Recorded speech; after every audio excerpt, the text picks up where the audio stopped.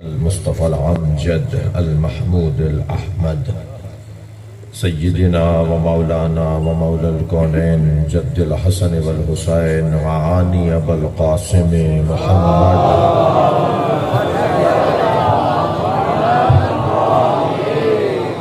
وآله الطيبين الطاهرين المعصومين الذين قال الله إنما يريد الله ليذهب عنكم الرجس أهل البيت ويطهركم تطهيرا.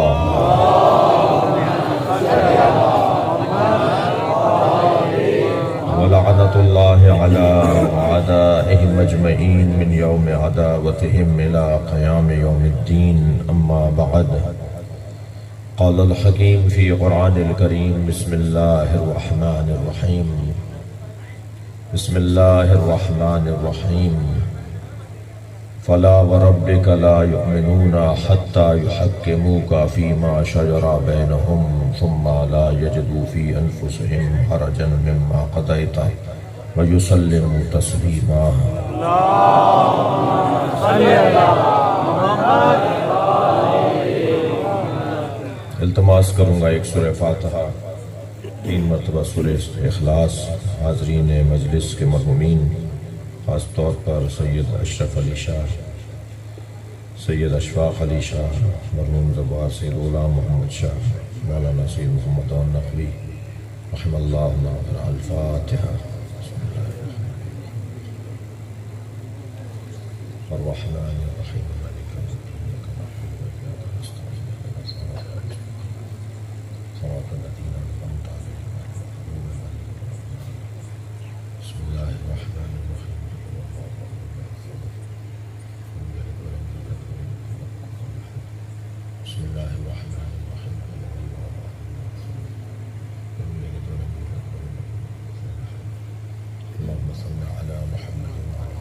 صلوات پڑھیں گے نبی کی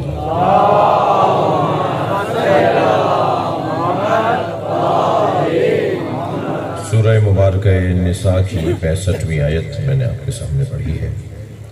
اللہ اپنے اس کلام میں اپنے حبیب کی، اپنے نبی کی، اپنے آخری پیغمبر کی عظمت کو بیان کر رہا ہے. ویسے بھی عزیزو یہ بات طے ہے کہ تمام تر کمالات کا مجموعہ اہل بیت کا گھرانہ ہے، اور اس گھرانے کی صدارت بنام مصطفیٰ ہے. سب سے بڑا نام، بس چھوڑ دو یہیں پر، سب سے بڑا نام، سب سے اونچا نام اس کائنات میں بعد از خدا بزرگ تو ہی قصہ مختصر. اگر سب سے بڑا وجود کوئی ہے تو وہ سرکار کا وجود ہے. نبی مکرم سے بڑا وجود اللہ کے بعد کوئی اور نہیں ہے. سرکار کے وجود کو اللہ نے جب شگافتہ کیا تو اس کا نام علی رکھا ہے. صلوات پڑھیں محمد و آلہ.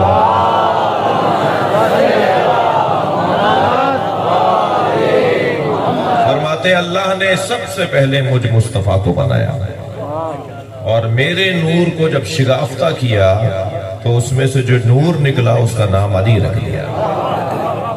توجہ ہے حضرات کی؟ لہذا ہمارے عقیدے کے مطابق نبوت کا مسئلہ علیحدہ ہے، باقی تمام کمالات میں علی نبی جیسے ہیں، علی سرکار جیسے ہیں. اور یہ میرا اور آپ کا کوئی جذباتی عقیدہ نہیں ہے. ویسے بھی عقیدہ جذبات سے نہیں بنتا بلکہ دلائل سے بنتا ہے. جتنے دلائل مضبوط ہوتے چلے جائیں گے اتنا ہی عقیدہ مضبوط ہوتا چلا جائے گا. اس مجلس کا ایک فائدہ، ایک نتیجہ، ایک مطلب، ایک مقصد بھی یہی ہے کہ ہم مجالس میں شریک ہوتے ہیں تاکہ ہمیں اپنے عقیدوں پہ دلائل نصیب ہوں. لہذا یہ حسینی مدرسہ ہے، حسینی مدرسے کی کلاس لگی ہوئی ہے، اور حسینی مدرسہ اتنا آسان ہے، اتنا سستا ہے، حسینی مدرسے کی فیس اتنی معاف ہے.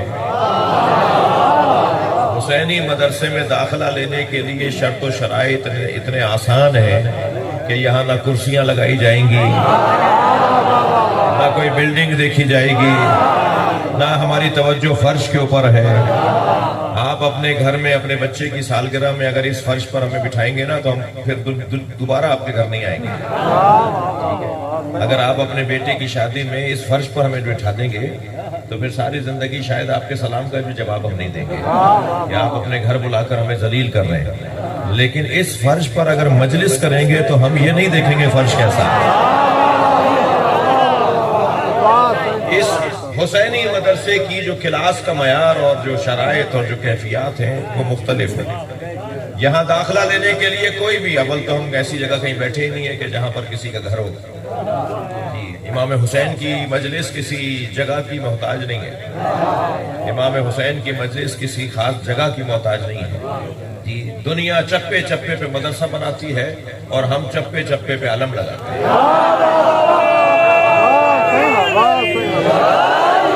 یہ جو جگہ جگہ ہم علم لگاتے ہیں نا، یہ دور سے ہمیں علم نظر آتا ہے تو ہمیں سمجھ میں آ جاتا ہے کہ حسین کا مدرسہ ہے، اور حسین کے مدرسے کی جو کلاس لگتی ہے اس کا انداز یہی ہے جو اس وقت لگا ہوا ہے۔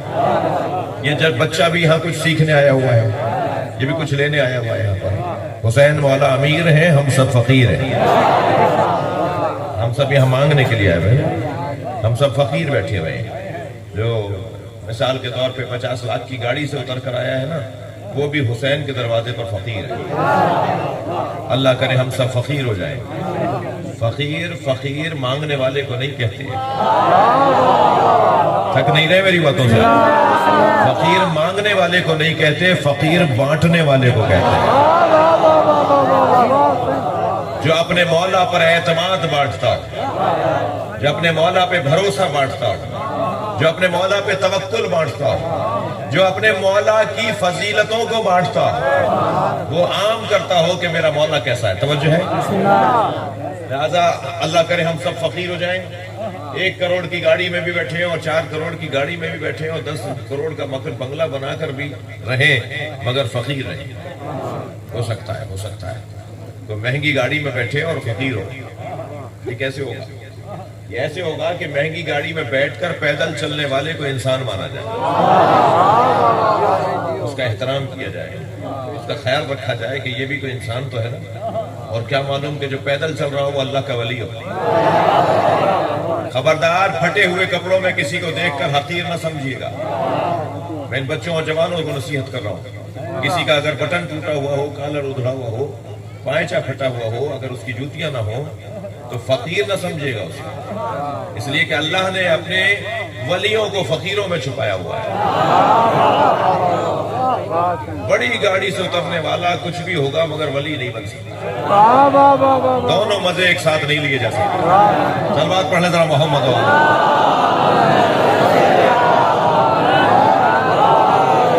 اس سے بہتر اور بلند صلوات پڑھ لیجیے۔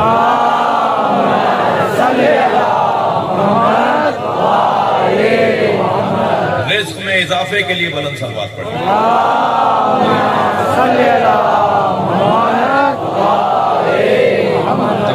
حضرات کی تو بحث اتنی ہے میرے عزیزوں، میرے محترم سننے والوں، کہ ہم یہاں پر کچھ چیزیں لینے کے لیے اور کچھ چیزیں سیکھنے کے لیے آئے ہیں۔ میں نے ایک بات کہی ہے تو تھوڑا سا اسے اور بہتر کر دوں کہ کسی کو پھٹے ہوئے کپڑوں میں دیکھ کر اسے حقیر نہ جانیے گا، اور کسی کو مہنگے کپڑوں میں دیکھ کر اسے امیر نہ جانیے گا۔ کیا معلوم جس نے کلف کے کپڑے، جس کے کپڑے پھٹے ہوئے ہوں وہ اللہ کا ولی ہو۔ تو ان کسوٹیوں پر تو ہم ناپتے ہی نہیں۔ ہم جس فرش پر بیٹھے ہیں نا، یہاں بیٹھنے والوں کی اینک تبدیل کروائی جاتی ہے۔ ہم جتنی دیر مجلس میں بیٹھے ہوتے ہیں اتنی دیر ہماری آنکھیں چیک کی جا رہی ہوتی ہیں، اور پھر ہمارے وہ لینس لگائے جا رہے ہوتے ہیں جس سے حسین نظر آتا ہے۔ ہماری آنکھوں پر وہ اینک لگائی جا رہی ہوتی ہے جس سے کربلا نظر آئے، اور اگر کربلا والی اینک لگا کے چلے گئے نا، جس کو قرآن صبغت اللہ کہتا ہے، صبغت اللہ، رنگ خدا، سرخ شیشوں والی اینک لگائیں گے نا تو شلجم بھی چقندر نظر آئے گا، ایسا ہی ہے، ساری چیزیں لال لال نظر آئیں گی۔ ہمیں اینک لگوانی ہے امام کی مجلس میں آ کر کربلا کی، تاکہ ہمیں یزید جیسا ظالم بھی حقیر نظر آئے۔ جب اتنا بڑا جابر اور ظالم ہماری نگاہوں میں کچھ نہ ہو تو ہمارے محلوں میں گھومنے والے ظالم ہماری نگاہ میں کیا ہوں گے؟ حوصلہ ملے گا، ہمت ملے گی، بات کرنے کی طاقت ملے گی، بولنے کی صلاحیت ملے گی۔ اگر بولنا نہیں بھی آتا ہوگا تو حسین منہ میں زبان دے دیں گے. صلوات پڑھے ذرا محمد و آل محمد.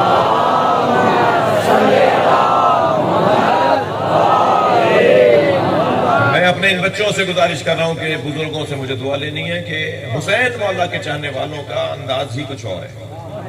اس انداز کو جب تک ہم ثابت نہیں کریں گے گویا ابھی ہم لرننگ کی کیفیت میں ہیں, ابھی ہم سیکھنا چاہ رہے ہیں, ابھی ہم پہنچے نہیں اس منزل تک جہاں تک مولا پہنچانا چاہتے ہیں.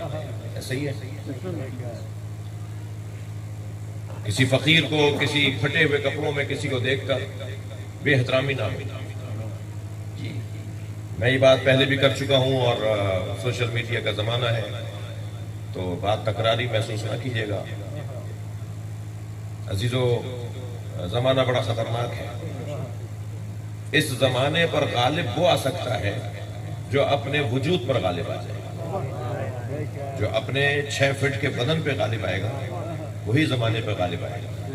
اور 6 فٹ کے بدن پر غالب آنے کے لیے کیا کریں کہ ہم اپنے اوپر غالب آ جائیں, کیا کریں کہ ہم اپنے اوپر غالب آ جائیں اور ہمارا جو نفس ہے وہ مغلوب ہو جائے.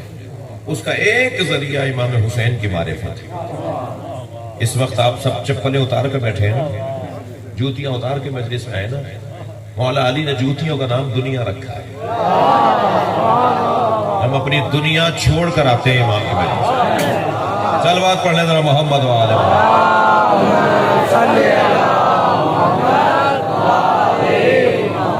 اپنی ذات کی نفی کرنے آتے ہیں, اپنی انا کو مٹانے آتے ہیں. میں نے ایک جملہ کہا کہ اس فرش کے اوپر بیٹھ کر ہم اپنی ذات کی نفی کر رہے ہوتے ہیں. میں نے آپ کے سامنے جس آیت کی تلاوت کی ہے اس کا ترجمہ اور تھوڑی سی تفسیر سن لیجئے.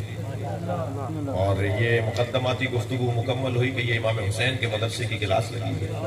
یہ امام بارگاہ حسینی مدرسے ہیں. یہاں کچھ نہ کچھ ملتا ہے اور کچھ نہ کچھ دیا جاتا ہے. اور یہ بات بھی آپ کے ذہن میں ہے کہ اگر اسکول میں, مدرسے میں, مکتب میں, کالج, یونیورسٹی میں تعلیم اچھی نہ ہو تو ادارہ بند نہیں کرتے, ٹیچر بدلتے ہیں. ہمیں بہتر سے بہتر ٹیچر کی ضرورت ہے اور اچھے سے اچھے ٹیچر کی ضرورت ہے. اور جب تک اچھا ٹیچر نہیں ہوگا شاگردوں کو اچھا پیغام نہیں پہنچے گا. تو یہ کلاس لگی ہوئی ہے اور اس میں ہم سیکھنے کے لیے آئے ہوئے ہیں. اور عجیب قسم کی کلاس ہے کہ چھوٹا سا بچہ بھی ہے, بزرگ بھی ہے, فیکٹری کا مالک بھی ہے, 200 ایکڑ کا زمیندار بھی ہے, ڈرائیور بھی بیٹھا ہے, ککڑی بیچنے والا بھی بیٹھا ہے, شہر کے کونے پہ فلاں چوک کے اوپر جوتیاں بنانے والا بھی بیٹھا ہے جی, اور ہر طرح کا بندہ بیٹھا ہوا ہے. سنی بھی بیٹھے ہیں, شیعہ بھی بیٹھے ہیں اور پھر ہندو بھی بیٹھے ہیں. اس لیے کہ آپ نے تو کسی کو نہیں روکا نا, آپ کو حق بھی نہیں ہے کہ آپ کسی کو روکیں. اور جب آپ چوک پر مجلس کر رہے ہیں تو آپ کسی کو کیا روک سکتے ہیں. ہم تو ذکر امام حسین, ہم نے کبھی نہیں کہا کہ جب جلوس نکلے تو مارکیٹوں کو بند کرو. ہماری طرف سے کبھی مطالبہ نہیں ہوا کہ جو شہروں میں جلوس نکلتے ہیں تو مارکیٹیں بند کر دی جائیں. ہم نے کبھی نہیں کہا. ہم تو بلکہ کہتے ہیں مارکیٹیں کھلی رکھو تاکہ لوگوں کو حسین کا نظام معیشت سمجھ میں آئے, لوگوں کو معلوم ہو کہ امام حسین نے کاروبار کا کیا نظام دیا ہے, تجارت کے لیے کیا دستور عطا کیا ہے. دقت فرمائی آپ نے. اس کلاس کے اندر ہمیں جو پڑھانا اور سکھانا ہے وہ ہے قرآن کی تفسیر. کیونکہ اعلیٰ ترین, افضل ترین اور سالم ترین اگر کوئی علم ہے تو وہ علم ہے جو آسمان سے آیا ہے. جو یہاں علوم بنائے گئے ہیں ان کے اندر ملاوٹیں ہیں اور روزانہ نصاب بدلتے ہیں.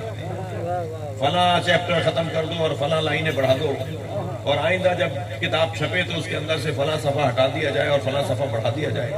جو روزانہ تبدیل ہوتا ہو, جو روزانہ بدلتا ہو, تھک نہیں رہے تو جملہ کہو, جو روزانہ در بدلے, جو روزانہ گھر بدلے, جو روزانہ عقیدہ بدلے, جو روزانہ امام بدلے, جو اپنے مولا سے کبھی ادھر ہوتا ہو اور کبھی ادھر ہوتا ہو, ویسے بھی وہ انسان مولائی نہیں ہے.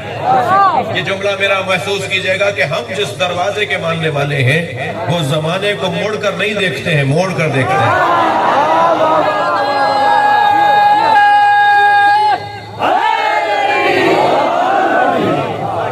یہ کون سی بات ہوئی کہ جی نصاب بدلا جا رہا ہے اور تعلیم کو تبدیل کیا جا رہا ہے اور روزانہ اپنے نظریے بدلے جا رہے ہیں. وہ کتاب کھولو اور اس اسکول میں جا کے بیٹھو جہاں نہ نصاب بدلا جاتا ہے اور نہ اس اسکول کے اندر کبھی معیار تبدیل کیا جاتا ہے. جی کتاب ہے جسے پڑھانا ہے وہ ہے قرآن، اور معلم جس نے پڑھایا ہے اسے محمد اور علی کہتے ہیں. معلم اول ارسطو نہیں ہے، معلم ثانی فارابی نہیں ہے. تاریخ بشریت کے معلم اول کو محمد مصطفیٰ کہتے ہیں اور معلم ثانی کو علی کہتے ہیں. یہ نبی اور علی کی ذات کائنات کے بڑے معلمین میں سے ہیں. انہوں نے بتایا ہے کہ پڑھنا کیا ہے اور سیکھنا کیا ہے. ان کے ایک ایک حرف کو نصاب تعلیم بنایا جائے. ان کی ایک ایک حدیث ہمارے لیے رہنما ہے. قرآن پڑھاتے ہیں ہمیں اور قرآن سکھاتے ہیں. توجہ ہے؟ لہذا قرآن مجید کا جب عملی ثبوت ہمیں چاہیے ہوتا ہے تو ہم اہل بیت کی سیرت کو دیکھتے ہیں. اسی لیے ہم قرآن صامت اور قرآن ناطق کا تقسیم کر رہے ہیں. ایک خاموش قرآن اور ایک بولتا ہوا قرآن. خاموش قرآن جو طاق میں رکھا ہوا ہے اور جزدان میں رکھا ہوا ہے. خاموش قرآن جو مسجد کی الماری میں رکھا ہوا ہے. خاموش قرآن جو رحل کے اوپر رکھا جاتا ہے. خاموش قرآن وہ ہے کہ اس کے پاس ہمیں چل کر جانا پڑتا ہے. مگر جو بولتا قرآن ہے وہ کسی طاق میں نہیں رکھا ہوا. جو بولتا ہوا قرآن ہے وہ کسی غار میں نہیں گیا ہوا. غلط فہمیاں دور کرو. ہمارا امام کسی غار میں نہیں ہے، مجلس میں بیٹھے ہوئے ہیں. جی ہمارا جس کو قرآن ناطق کہتے ہیں وہ کہیں محدود نہیں ہے. اور جملہ پڑھ کر کہوں اگر ہمت ہے سنے کی، قرآن صامت تو کہیں طاق میں رکھا ہوا ہوگا مگر قرآن ناطق ہمارے سینے میں اترا ہوا ہے. جسے علی کہتے ہیں، جسے حسین کہتے ہیں. یہ جتنے لوگ بیٹھے ہوئے ہیں نا سب کے سینے میں حسین ہے.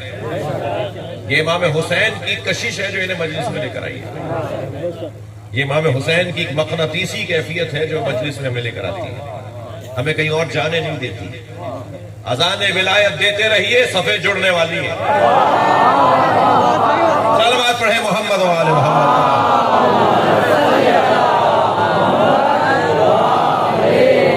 مجھے تو امام کے آنے کی خوشبو آ رہی ہے. امام کے ظہور کی خوشبو آ رہی ہے. بہت جلدی ہے کہ امام آنے والے ہیں اور امام کے آنے سے پہلے حقائق کھلیں گے جو کھلنا شروع ہو گئے. بہت سارے پردے اترنا شروع ہو گئے. بہت سارے چہرے کھلنا شروع ہو گئے ہیں. جو نقابیں لگائے پھرتے تھے وہ سامنے آ گئے.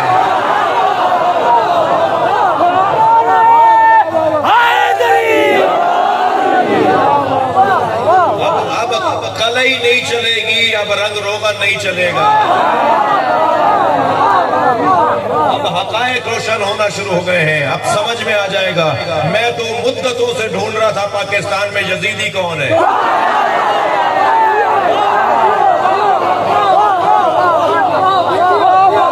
الحمدللہ پچھلے سال سے کچھ لوگ سامنے آ گئے ہیں.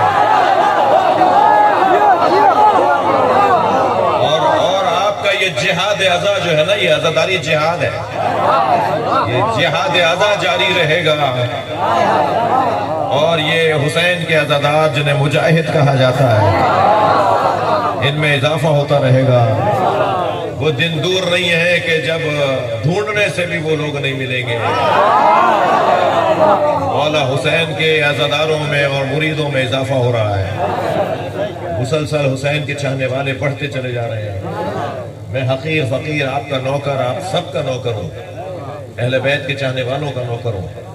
مجھ جیسا آدمی جب سینکڑوں لوگوں کو دیکھ چکا ہے کہ حسین کے قافلے میں آ رہے ہیں، اور ابھی ہم نے تحقیق نہیں کی ہے کہ پاکستان میں اور پوری دنیا میں کتنے لوگ حسین کے قافلے میں آ رہے ہیں.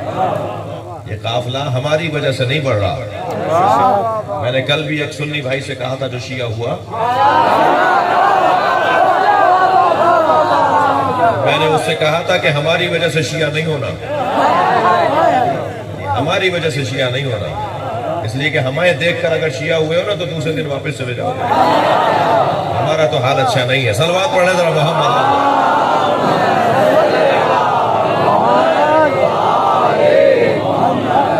جس کو دیکھ کر آ رہے ہو نا اسے دیکھتے رہو گے تو کبھی واپس نہیں جاؤ گے.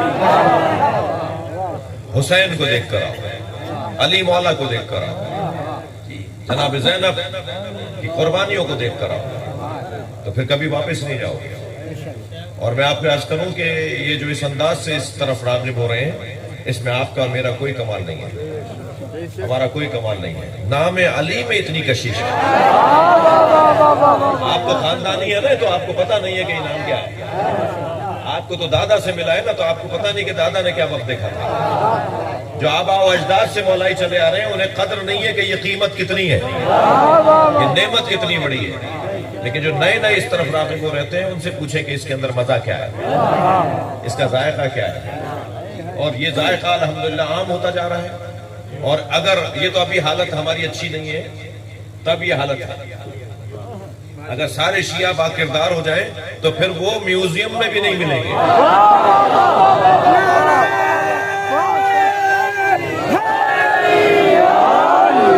اور سنی بھائی تو ہماری جان ہے، سنی مولائی ہیں، سنی اہل بیت کے چاہنے والے ہیں۔ میں جو وہ اور ادھر ادھر کا جب میں اشارہ کر رہا ہوتا ہوں تو وہ سنیوں کو نہیں کہہ رہا ہوتا، سنی ہماری جان ہے، سنیوں سے پیار کریں گے۔ میں اپنے شیعہ لڑکوں سے کہوں گا، جوانوں سے کہوں گا کہ اپنی آبادی میں جب آپ نکلو اور سامنے سے کوئی سنی عالم آ رہا ہو تو بڑھ کر اسے سلام کرو اور کہو میں شیعہ ہوں۔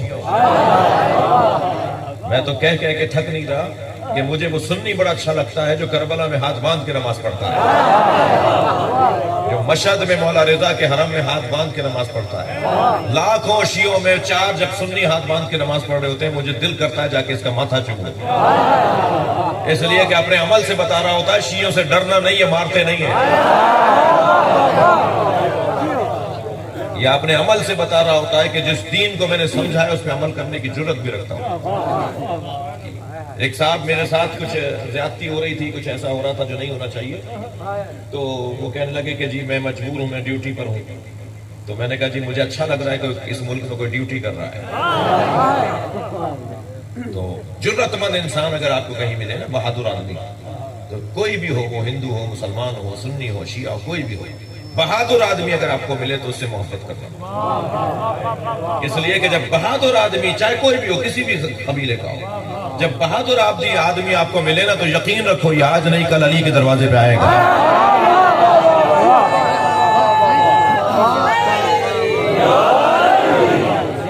یہ آئے گا اس دروازے پر، ہو نہیں سکتا کوئی شجاع ہو اور کہیں اور چلا جائے، بالآخر وہ اس دروازے پر آئے گا جو بہادروں کا دروازہ ہے۔ میں یہ بات بار بار کر رہا ہوں اور ہر بار کروں گا اور ہر جگہ کروں گا، کوئی ناراض نہ ہو۔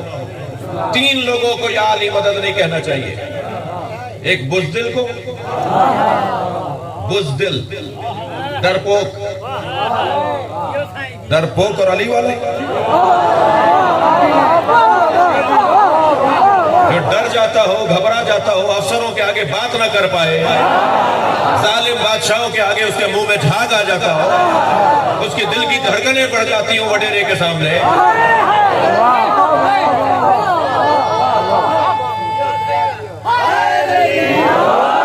میں بے احترامی کی دعوت نہیں دے رہا، میں بدتمیزی کی دعوت نہیں دے رہا، مگر علی کا چاہنے والا بزدل نہیں ہوتا۔ اگر سچے ہو اور تمہارا دل صاف ہے اور تمہارا من صاف ہے اور حق بات کرنے جا رہے ہو تو چاہے کوئی بھی ہو۔ اللہ اکبر۔ جب حضرت زید شہید کو گرفتار کر کے لائے نا حجاج ابن یوسف کے دربار میں، اس کے محل میں جب لے کر آئے گرفتار کر کے، ہاتھ پیر باندھے ہوئے تھے اور زخمی ہو گئے تھے، ہونٹ کٹ گیا تھا تو خون بہ رہا تھا، تو کہنے لگا آخری بات کرو، تمہاری موت قریب ہے، ابھی تمہاری گردن اڑاؤں گا۔ زید شہید، حضرت زید شہید مولا سجاد کی فرزند، زیدی سادات حسینی سادات کے مورث اعلیٰ، ان سے زیدی سادات اور حسینی سادات، آخری بات کرو تمہاری گردن اڑائی جائے گی۔ تو حضرت زید شہید نے مولا علی کے فضائل پڑھنا شروع کیا، قرآن کی آیتیں مولا کی شان میں، نبی کی حدیثیں مولا کی شان میں۔ تو کہنے لگا میں نے تم سے کہا تھا آخری بات کرو، تم علی کے فضائل پڑھ رہے ہو؟ کہنے لگے ہماری پہلی بات بھی علی ہے، ہماری آخری بات بھی علی ہے۔ صلوات پڑھے محمد وعلی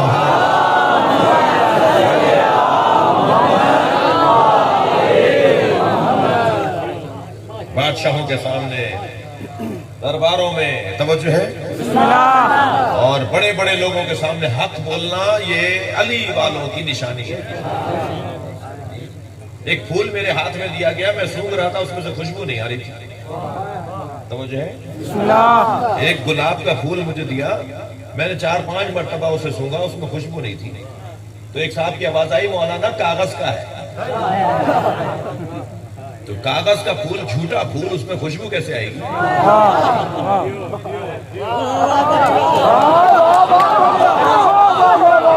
اگر میں نے کالے کپڑے پہنے ہوئے ہوں، اندر سے حسینی نہ ہو، صلوات پڑھ لیں محمد و آلہ محمد۔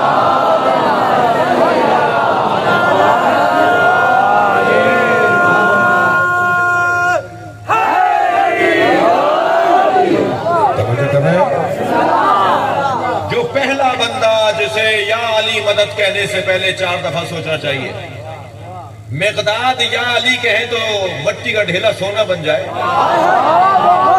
اس کا مطلب یہ کہ یا علی تو سونا بنوائے گا، میری زبان ایسی نہیں ہے جس سے سونا بنے۔ مولا میرے گھر میں فاتح ہیں، حضرت نے فرمایا صبر کرو، برداشت کرو۔ مولا بچے ہیں، متعلقین ہیں، خاندان میرا بہت بڑا ہے، مگر کھانے کو گھر میں کچھ نہیں ہے۔ حضرت نے ایک مٹی کے ڈھیلے کی طرف اشارہ کیا، فرمایا مقداد اٹھاؤ۔ حضرت مقداد اٹھا کر قریب لائے، فرمایا اس پہ کہو یا علی۔ علی مولا نے کہا کہو یا علی۔ مقداد نے مٹی کے ڈھیلے پہ کہا یا علی، تو وہ سونا بنتا چلا گیا۔ مولا علی نے فرمایا مقداد لے جاؤ، جا کر اسے بازار میں فروخت کرو اور اپنے بچوں کے لیے، خاندان والوں کے لیے کھانے پینے کا انتظام کرو۔ مقداد نے ایک پتھر اٹھایا اور اس کے ٹکڑے ٹکڑے کرنا شروع کیے، چھوٹی سی ڈلی سونے کی بنائی، باقی نہیں چھوڑ دیا۔ جانے لگے مولا کو سلام کر کے، وہی زمین پہ پھینک دیا سونا۔ مولا نے فرمایا مقداد سونا چھوڑ کے جا رہے ہو؟ کہ مولا میرے آج کے لیے کافی ہے۔ یہ جو علی والے ہوتے ہیں نا، انہیں مانگنے میں مزہ آتا ہے، علی سے ملنے کا بہانہ بھی تو ہو۔ ایک صاحب آئے کہنے لگے مولانا میں بڑا کاروبار، فلاں کاروبار کرنا چاہتا ہوں، تو استخارہ دیکھ دیجئے۔ ہم نے استخارہ دیکھ دیا تو استخارہ منع آیا، مگر کچھ دن کے بعد انہوں نے بتایا کہ جی ہم نے تو استخارے کے خلاف کام کیا اور کامیاب بھی ہو گئے، پیسہ بہت بن رہا ہے۔ تو میں نے کہا جی اتنا بتاؤ کہ یہ جو 6 مہینے تک تم نے پیسے بہت بنائے ہیں، استخارے کے خلاف گئے ہو، اس 6 مہینے میں نماز جماعت کتنی پڑھی ہے؟ اس 6 مہینے میں تم نے مجلسیں کتنی کی ہیں؟ ڈوبتا چلا گیا سوچ میں، کہنے لگا مولانا پہلے تو کم سے کم ہفتے میں 1 دفعہ جماعت میں چلا جاتا تھا، اب تو 4 مہینے گزر گئے میں جماعت میں نہیں گیا، اور مجلس بھی میں کم سے کم ہفتے میں 1 کر لیتا تھا، اب تو مہینہ گزر جاتا ہے اور کسی مجلس میں نہیں جاتا۔ تو میں نے کہا سمجھ میں آ گیا استخارہ منع کیوں آیا تھا۔ ایسے پیسے کا کیا فائدہ جو حسین سے دور کر دے، ایسے پیسے کا کیا فائدہ جو نماز جماعت میں جانے نہ دے۔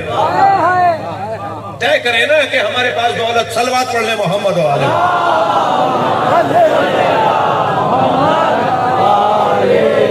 مقداد نے کہا مولا میرے آج کے لیے کافی ہے، میرے آج کے لیے کافی ہے، باقی سونا وہیں چھوڑ دیا۔ مولا کی آواز آئی مقداد لے جاؤ، اٹھا لو، تمہارے کل کے کام آئے گا۔ اب جواب ایک مولائی کا کیسا ہونا چاہیے، یہ حضرت مقداد نے ہمارے لیے نصاب بنا دیا۔ مقداد مڑے اور کہا مولا کل کی فکر وہ کرے جس کے پاس آپ جیسا مولا ہے۔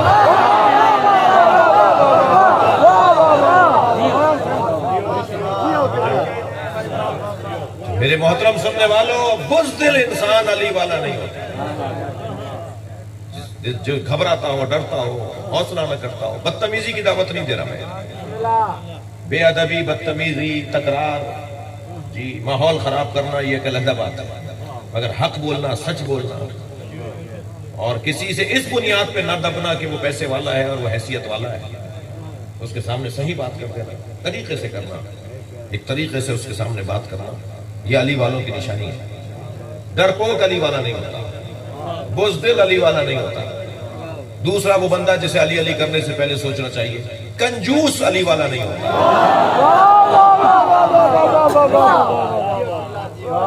جی آستین پھٹی ہوئی تھی اور جو ہے نا وہ بٹن ٹوٹے ہوئے تھے، کہنے لگے جی کون ہے؟ کہا ان کی فلاں شہر کی مارکیٹ میں 20 دکانیں ہیں اور 100 ایکڑ زمین بھی ہے اور 50 ایکڑ پہ انہوں نے کیلا بھی لگایا ہوا ہے۔ تو جو آدمی اپنے اوپر پیسہ نہیں لگا رہا وہ امام بارگاہ پہ کیا لگائے گا؟ وہ مسجد پہ کیا لگائے گا؟ وہ علاقے کے مدرسے کی جو دیوار ٹوٹ رہی ہے وہ کیوں بنوائے گا؟ جو مسجد کی ٹوٹیاں بہ رہی ہیں وہ ٹوٹیاں نہیں کیوں کروائے گا؟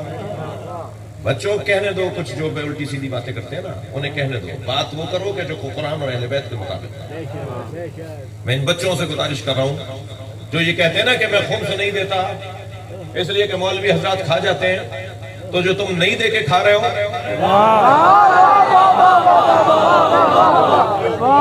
خواہ مولویوں پہ رکھ رہے ہو کہ مولوی کے اوپر اعتبار نہیں۔ ہر یہ بچہ چھوٹا سا بھی اس کو ابا پیسے دیتے ہوں گے۔ جو بچے ابھی پڑھ رہے ہیں ان کو جیب خرچیاں ملتی ہیں، وہ اپنی ضروری چیزیں کرنے کے بعد 2 روپے 4 روپے 10 روپے بچائیں، سال بھر میں 100 روپے بچیں گے گلک میں۔ اس 100 روپے کے گلک کو پھوڑ کر جب اس میں سے نکالو گے تو 20 روپے خمس ہے اس میں۔ اس 20 روپے کا کچھ نہیں ہے، جو مسجد میں بٹن ٹوٹا ہوا ہے وہ تو مل جائے گا۔ وہ جو امام بارگاہ کا پنکھا چلا ہوا ہے اس کا ایک تار تو مل جائے گا۔ وہ 20 روپے بھی نکالو تاکہ زہرا تم سے راضی ہو جائے۔ طے کریں میرے بچے جوان اپنے لیے، کسی کا کوئی فائدہ نہیں ہے، میرا کوئی فائدہ نہیں ہے اس میں۔ طے کریں کہ ہم نے خمس نکالنا ہے۔ میں آپ کو منبر حسین پر بیٹھ کر مولا عباس کی قسم کھا کے کہتا ہوں، اگر ہماری شیعہ قوم نے خمس نکالنا شروع کر دیا تو علی والا ڈھونڈنے سے بھی فقیر نہیں ملے گا، اور کوئی آبادی ہماری نہیں ملے گی کہ جس کے اندر مسجد کے حالات خراب ہوں اور امام بارگاہ کی چھت ٹپک رہی ہو اور مدرسے کی دیواریں گر رہی ہوں۔ رنگ ہی بدل جائے گا پورے پاکستان کا۔ جائیے اس طرف، اپنا پیسہ اپنے ہاتھ سے اپنے علاقے کے اداروں کے اندر لگائیے، معاملات ہی ٹھیک ہوتے چلے جائیں گے۔ کنجوس اور علی والا نہیں ہوتا۔ تیسرا انسان جو علی والا نہیں ہے وہ ہے تنگ نظر، چھوٹے دماغ والا، گھٹی گھٹی باتیں کرنے والا۔ وہ ہمارا نہیں ہے، وہ ان کا ہے، وہ یہ زبان بولتا ہے، یہ زبان بولتا ہے، وہ غیر اپنا ہے، وہ غیر ہے۔ یہ غیر اور اپنا، ہمارے یہاں غیر اور اپنے کی تمیز علی ولی اللہ ہے۔ مولا سے جو محبت کرتا ہے نا وہ ہمارا ہے، جو مولا سے نفرت کرتا ہے وہ ہمارا نہیں ہے۔ ہماری طرح پیار نہ کرتا وہ بھی ہمارا ہے، ہماری طرح ماتم نہیں کرتا وہ ہمارا ہے، اس لیے کہ اب تک اس تک ماتم پہنچا نہیں ہے۔ میں غیر شیعوں سے نفرت کروں گا تو دروازہ بند کر دوں گا، مجھے ان سے بات کرنی ہوگی، انہیں سمجھانا ہوگا۔ میں اپنی کمزوری ان پہ کیوں ڈال رہا ہوں؟ سمجھا میں نہیں سک رہا ہوں، میں نے امام حسین کا پیغام اس تک نہیں پہنچایا، میں اس سے ناراض ہو رہا ہوں کہ وہ تو ایسا ہے، وہ ایسا ہے۔ تم ایسے ہو کہ تم پہنچا نہیں رہے ہو۔ جو میری اور آپ کی طرح اگر امام حسین کو نہیں مانتا، ناراض ہو رہے ہیں آپ اس سے؟ جو آپ کی اور ہماری طرح امام حسین کو نہیں مانتا اس سے ناراض نہ ہو، بلکہ اس کو امام حسین سمجھائیں۔ اگر یہ قاعدہ بنا لیا نا، ہمارے جو بعض دوست لگے ہوئے ہیں اپنے کام پر، سب کو چاہتے ہیں اپنے جیسا ہو جائیں، جو خود کا حال خراب ہے۔ بعض لوگوں کو اپنے جیسا بنانا چاہتے ہیں اور خود کا حال بہت خراب ہے۔ اللہ نہ کرے کوئی ان جیسا ہو، اور چاہتے ہیں کہ پورے پاکستان کے مومنین ان کی طرح ہو جائیں۔ اگر میں تھک نہیں رہے میری بات، اگر میں سمجھتا ہوں کہ میں زیادہ پکا مولائی اور شیعہ ہوں اور اہل بیت کا زیادہ چاہنے والا ہوں، اور اس غرور میں، اس گھمنڈ میں، اس تکبر میں دوسروں کو میں ذلیل سمجھتا ہوں، تو پھر سلمان ہمارے ساتھ کیا کریں گے؟ ابو ذر ہمارے ساتھ کیا کریں گے؟ اگر ان کے ہتھے چڑھ گئے تو ہمیں کہیں گے تم تو کافر ہو۔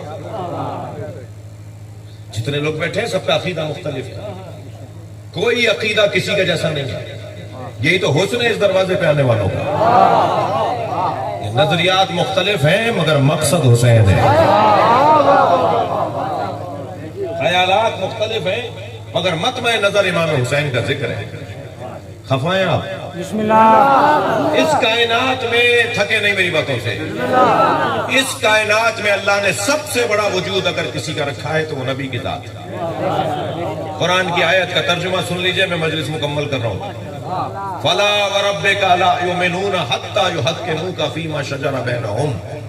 اے میرے نبی، تمہارے رب کی قسم وہ مومن ہی نہیں ہو سکتا جو تمہیں اپنا حاکم نہ مانتا۔ بھائی میں ترجمے کے ساتھ تھوڑی سی تفسیر بیان کروں گا. تمہارے رب کی قسم، اللہ اکبر، تمہارے رب کی قسم. میری آواز آپ کو تنگ تو نہیں کر رہی؟ میری آواز آپ کو چبھ تو نہیں رہی؟ بات آگے بڑھے. تمہارے رب کی قسم، اللہ فخر محسوس کر رہا ہے یہ کہہ کے کہ میں رب محمد ہوں. عزیزان گرامی، مجھے اور آپ کو تکبر کرنے سے روکا گیا. الکبر و ردائی، حدیث قدسی میں اللہ کہتا ہے تکبر میرے کپڑے ہیں، اور جس نے تکبر اپنایا اس نے میرے کپڑوں میں ہاتھ ڈالا ہے. نفرت ہے اللہ کو اس بندے سے جو تکبر کرتا ہو. مولانا منظور حسین صاحب کو جانتے ہیں؟ وہ انگریزی میں پڑھاتے تھے، حیدرآباد لطیف آباد میں رہتے تھے جی. ایک دن انہوں نے واگریجی کے سارے بچوں کو جمع کیا اور انہیں چارپائیوں پہ بٹھا دیا اور لوٹا لے کے اور پراتی لے کر اس میں ان کے پیر دھوئے. اب بچے کہہ رہے استاد کیا کر رہے ہیں، اور وہ ایک ایک بچے کے پیر دھو رہے تھے. جب اساتذہ نے پوچھا استاد یہ کیا کر رہے ہیں، کہنے لگے کہ آج میں اپنے آپ کو زیادہ پسند کر رہا تھا تو اپنی ذات کی نفی کرتی. جی جی، اگر کبھی ایسا ہو جائے گا کہ پیسہ، شہرت، عزت، لوگوں کا ہاتھ چومنا، لوگوں کا آپ سے تعریف کرنا، لوگوں کا آپ کے ساتھ احترام کرنا، اور آپ کو یہ احساس ہونے لگے کہ میں اپنے آپ کو کچھ سمجھ رہا ہوں، تو پھر اپنی ذات کی نفی کا بھی کوئی رستہ نکالنا پڑے گا. کوئی رستہ نکالنا پڑے گا تاکہ میں اپنی ذات کی نفی کروں، اپنے آپ، اپنی میں کی نفی کروں. یہ خطرناک ہے جو ہمارے ساتھ نفس جوڑا ہوا ہے نا اللہ نے. یہ اللہ نے ہمارے ساتھ ایک خطرناک چیز جوڑی ہوئی ہے تاکہ ہم سونے نہ پائیں.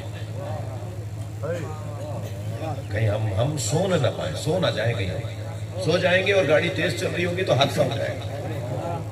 زندگی کی گاڑی تو چل رہی ہے اور یہ انانیت ہمیں سلا دیتی ہے، اور جب انانیت سلا دیتی ہے تو حادثہ بڑا ہو جاتا ہے. بھائی امام حسن اور امام حسین نے یہی تو کیا ہے. ایک بھائی نے امت کو سونے سے بچایا اور ایک بھائی نے امت کو میدان میں اترنے کی طرف لانے کے غفلت کی نیند سو رہے تھے، انہیں امام حسن نے اٹھایا ہے اور حسین مولا میدان میں لے کر آنے. دونوں بھائیوں نے یہی کیا. توجہ کر لی. بہت بڑا مقام ہے کہ کوئی بندہ اس مقام کا حامل ہو کہ رب کہے کہ میں تیرا رب ہوں. اللہ نے تو جانور بھی بنائے، اللہ خالق ابل بھی ہے، خالق بقر بھی ہے جی، گائے بھینسوں کا بھی اللہ خالق ہے. مگر کتنا کمال ہے کہ اللہ کہے کہ میں نے محمد کو بنایا ہے. کمال یہ ہے کہ اللہ اپنی نسبت نبی کے ساتھ دے رہا ہے. تمہارے رب کی قسم، رب تو یا اللہ ہمارا بھی ہے مگر اللہ کہہ رہا ہے میں تو محمد کا رب ہوں. میرا رب ہونے میں اللہ کے لیے کون سا تکبر اور اللہ کی کون سی عظمت بیان ہوگی اگر اللہ کہہ دے میں تمہارا رب ہوں. میرا رب ہونا کون سا اس کے لیے بڑا بات کرے گا. بڑا کمال تو یہ ہے کہ محمد مصطفیٰ علی مرتضیٰ کا رب ہے. فلا و رب کا، تمہارے رب کی قسم، وہ مومن ہی نہیں ہو سکتا جو تمہیں اپنا حاکم نہ مانے، اور جب تم ان کا فیصلہ کرو تو تمہارے فیصلے پر بال برابر بھی شک نہ کرتا ہو، وہ مومن ہے.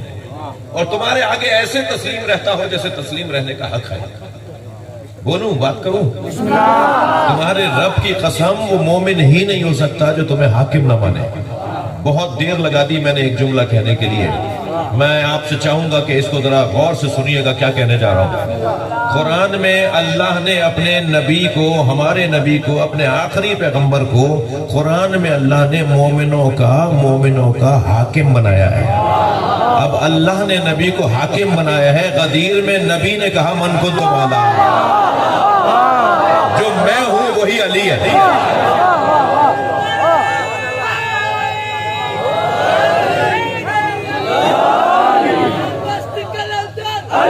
ماشاءاللہ. علی علی حسین کا بابا، علی علی حسین کا بابا، علی علی علی علی علی علی نبیوں نے پکارا، علی علی نبیوں نے پکارا، علی علی زور سے بولو، علی علی دست کلندر، علی علی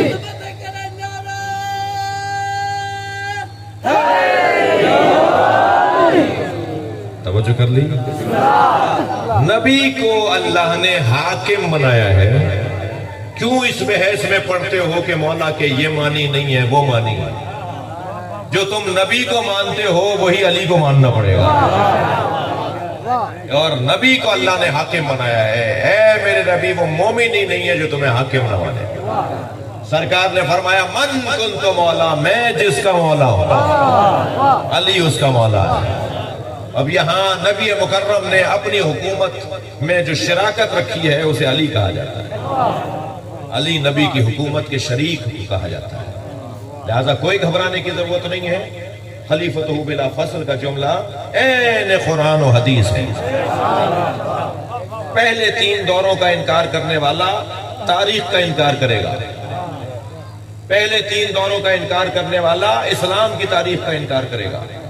خبردار وہ پہلے 3 دوروں کا انکار نہیں کیا جا سکتا، سوچنا بھی نہیں. مگر ان تینوں دوروں میں اگر کسی نے نبی جیسا مشورہ دیا تو اسے علی کہا جاتا ہے. جی حضرت ابوبکر کا دور ہے، 2 سال سے زیادہ حکمران نہیں رہے حضرت ابوبکر، اور آپ نے بہت کچھ مسلمانوں کے لیے تاریخ میں چھوڑا ہے. تو ایک شخص آ گیا اور کہا کہ مجھے نبی نے کہا تھا جب مدینے آؤ گے تو میں تمہیں کھجوریں کھلاؤں گا. تو نبی کے ہاتھ سے مجھے کھجوریں لینی تھی اور سرکار کی رحلت ہو گئی ہے، مجھے کھجوریں چاہیے. حضرت ابوبکر نے فرمایا علی کو بلاؤ. مولا علی تشریف لائے تو فرمایا یا علی، نبی نے اس سے کہا تھا کہ میں اپنے ہاتھ سے تمہیں کھجوریں دوں گا تو اسے کھجوریں دے دیں. مولا علی نے چند مشت کھجوریں اس کے دامن میں ڈال دیا اور وہ اس نے شکریہ ادا کیا اور چلا گیا. تو ایک صحابی محترم نے حضرت ابوبکر سے کہا کہ یہ کام تو آپ بھی کر سکتے تھے، یہ کون سا مختلف بات ہے؟ کھجوریں مانگی تھی آپ بھی دے دیتے، یہ علی سے آپ نے دلوا دی. تو کہنے لگے، فرمانے لگے کہ جب میں غار میں نبی کے ساتھ تھا تو ساری رات نبی نے جو باتیں کی ہیں اس میں یا اللہ کی بات کی ہے یا علی کی بات کی ہے. اور علی سے متعلق جب نبی نے فرمایا تو اس میں ایک بات یہ فرمائی، ان کفی و کفا علی ان سوا، میرا ہاتھ اور علی کا ہاتھ ایک جیسا ہے.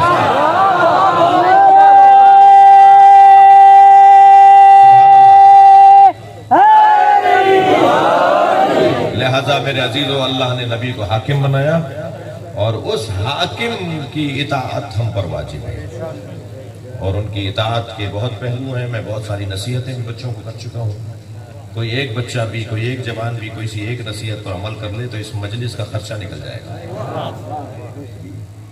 آپ کا بیٹھنا، آپ کا خرچہ کرنا، یہ چھوٹا سا بچہ اگر اپنے رویے ٹھیک کر کے چلا جائے تو اس سے بہتر اور کیا مجلس ہے. یہ کلاس درس حسین ابن علی ہے. یہ کچھ دیر کے لیے جمع ہوئے ہیں تاکہ اپنے آپ کو کربلا لے جائیں. ہم کربلا وایا مجلس جاتے ہیں، مجلس کے ذریعے سے کربلا جاتے ہیں. جتنی دیر ہم مجلس میں بیٹھے ہوتے ہیں اتنی دیر ہم کربلا جاتے ہیں. آپ کے اس علاقے کے اندر، آپ کے اس آبادی کے اندر ہم نے کچھ دیر کے لیے کربلا سے جڑنے کا، تار جوڑنے کا ایک رستہ اپنایا ہے جسے مجلس کہتے ہیں. یہ مجلس ازا کربلا سے تار جوڑنے کی جگہ ہے. آپ میری بات کو خود محسوس کر لیں گے. میں جب مصائب پڑھوں گا تو جتنی دیر تک میں مصائب پڑھوں گا آپ کربلا میں ہوں گے. ہمارا بدن ہمارے گاؤں میں، ہمارے آبادی میں ہے، مگر ہماری روح کربلا چلی جائے گی. اور دعا کریں اسی مجلس میں کہ ہمیں اللہ بار بار ہمارے بدن کو بھی کربلا لے جائے. جب ہم کربلا جاتے ہیں نا تو جاتے ہوئے ایک کیفیت ہوتی ہے اور آتے ہوئے ایک اور کیفیت ہوتی ہے. جب جاتے ہیں تو دل کرتا ہے ہوٹل نہ جائیں، پہلے حسین کی ذریعے پہ چلا جائیں. اور جب آ رہے ہوتے ہیں تو دل کرتا ہے 2 دن اور بڑھ جائیں، 2 دن اور بڑھ جائیں. جو امام حسین نے فرمایا میرے ہاں میرے زائرین کو 3 دن مہمان رکھنا. جو عراقی لوگ آپ کو پکڑ پکڑ کے گھر لے جاتے ہیں نا، کہتے ہیں ہمارے گھر کا ایک گلاس کا پانی پی لو تاکہ قیامت میں حسین کو منہ دکھا سکیں. ایک کھجور کھا لو ہمارے گھر کی. ایک تو ویڈیو میں دیکھ رہا تھا کہ وہ لوگوں سے التماس کر رہا تھا کہ میرے گھر آ جاؤ، ایک کھجور کھا لو، چائے پی لو میرے یہاں. تو لوگ نہیں جا رہے تھے اس کے یہاں. تو پھر اس نے اپنی جو اس کا جبہ تھا اسے باندھا اور لوگوں کو زبردستی گود میں اٹھا کے لے جاتا تھا. کہتا تھا کہ مجھے حسین کو جواب دینا ہے، ایک کھانا میرے یہاں کھا لو. امام حسین نے جب کربلا کی زمین خرید کر انہی لوگوں کو دی نا جن سے خریدی تھی. تو 3 شرطوں کے اوپر انہیں واپس کیے. جن سے پیسے دے چکے تھے انہیں امام نے کربلا کی زمین کے پیسے دے دیے تھے، پھر انہی کو واپس کی. کا 3 شرطوں پہ میں تمہیں واپس کر رہا ہوں. ابھی پچھلے دفعہ جب میں کربلا گیا تو کربلا کی اصلی زمین کو بحال کیا جا رہا ہے. جو ہوٹل بنے ہوئے تھے، جو گھر بنے ہوئے تھے، انہیں پیسے دے دے کر گھر خالی کروا رہے ہیں، ہوٹل خالی کروا کے گرا رہے ہیں، تاکہ اصلی زمین پوری ویسی ہو جائے جیسے امام نے لی تھی. تو جب میں نے سنا کہ حرم امام حسین بھاری بھاری قیمتیں گھر والوں کو دے رہے ہیں، جن کے گھر بنے ہوئے ہیں، جن کی ہوٹلیں بنی ہوئی ہیں، تو مجھے رونا آیا. 1400 سال پہلے حسین یہ پیسے دے چکے تھے، اب ان کی اولادوں کو دوبارہ دے رہے ہیں. اس وقت میں 3 شرطیں لگائی تھی امام حسین نے کہ میں یہ زمین تمہیں واپس لے رہا ہوں. پہلی شرط تو یہ ہے کہ جب ہمیں مار کے چلے جائیں تو ہماری لاشوں کو آ کے دفنا دینا، اور اگر تمہیں آنے میں ڈر لگ رہا ہو کہ کہیں تمہاری مخبری ہو جائے گی اور تمہیں کہیں سزا دی جائے گی، تو پھر اپنی عورتوں سے کہنا کہ ہمارے اوپر آ کر خاک ڈال دیں. فرمایا اگر تمہاری خواتین بھی ڈریں گھبرائیں تو اپنے بچوں سے کہنا کہ وہ آئیں اور ہمارے لاشوں کو چھپا دیں. فرمایا دوسری شرط میری یہ ہے کہ یہاں کاشت نہیں کرنا، یہاں حل نہیں چلانا. جب میں نے اپنے ایک بزرگ سے پوچھا کہ امام نے یہ شرط کیوں لگائی کہ یہاں حل نہیں چلانا، تو وہ روتے ہوئے کہنے لگے کیا معلوم جب حل چلے تو کوئی بدن کا ٹکڑا، کسی شہید کے بدن کا کوئی حصہ. حسین نہیں چاہتے تھے کہ یہاں حل چلایا جائے. اور تیسری شرط امام نے یہ لگائی کہ میرے مہمان آئیں گے، میری قبر کو زیارت کرنے لوگ آئیں گے، انہیں 3 دن تک مہمان رکھنا. 3 دن وہ میرے مہمان رہیں گے. کربلا کی زمین پر جب آپ جاتے ہیں تو کیا شوق ہوتا ہے، اور جب آ رہے ہوتے ہیں تو کیا شوق ہوتا ہے. آپ میں سے اکثر گئے ہوں گے کربلا، جو نہیں گئے مولا انہیں بلائے. آپ جو جا چکے ہیں انہیں بار بار مولا بلائے. بغیر توفیق کے کوئی کربلا نہیں جاتا، کوئی مکہ مدینے نہیں جاتا. یہ عبادت کی توفیق نصیب ہوتی ہے. کبھی غور فرمایا کہ جب آپ زیارت پہ جاتے ہیں تو کوئی آپ سے یہ نہیں کہتا کہ سامرہ کا کفن لے آنا، نجف کا کفن لے آنا، کاسمین جاؤ گے، بغداد جاؤ گے، وہاں سے کفن خرید کے لے آنا. ہر شخص یہ کہتا ہے کہ کربلا کا کفن لے آنا. یہ کربلا کا کفن کیوں ہم ڈھونڈتے ہیں؟ اس لیے کہ کربلا والوں کو کفن نہیں ملا. یہ زمین ہی کچھ اور زمین ہے.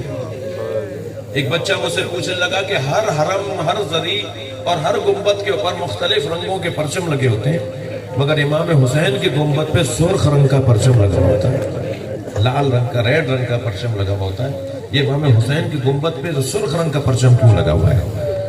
تو میں نے اسے جواب دیا کہ عرب کا دستور ہے جس کے خون کا بدلہ باقی ہوتا ہے، اس کی قبر پہ پرچم سرخ رنگ کا لگا دیتے ہیں کہ اس کا ایک وارث آنے والا ہے جو بدلہ لے گا. عزادارو، جب امام حسین گھوڑے سے گر رہے تھے نا، تھک کر نہیں روئے جنہیں رونا آ رہا ہے. میں ایسے ہی مسائل پڑھتا ہوں، مجھے مجلس نہیں پڑھنا آتی، میں تو ایسے ہی پڑھتا ہوں جیسے پڑھ رہا ہوں. جب امام حسین گھوڑے سے گر رہے تھے نا، تو اس منظر کو دیکھ کر عرش کے فرشتوں میں گریا تھا. جو عرش پر فرشتے تھے نا وہ رو رہے تھے. تو اللہ نے کہا جاؤ، جا کر تم حسین کے قریب کھڑے ہو جاؤ اور دیکھو حسین کیا چاہتا ہے. اور جب یہ فرشتے وہاں پہنچے ہیں نا، تو امام حسین سے انہوں نے کہا کہ مولا ہم آپ کی مدد کریں. امام نے فرمایا میرا امتحان ہے. نہ جنوں کی مدد لی امام نے، نہ فرشتوں کی مدد لی امام نے. زعفر جن آئے تھے جنوں کا لشکر لے کر، اور جب امام حسین سے کہا نا میں آپ کی مدد کروں، فرمایا میرا امتحان ہے، مجھے امتحان میں مدد نہیں چاہیے.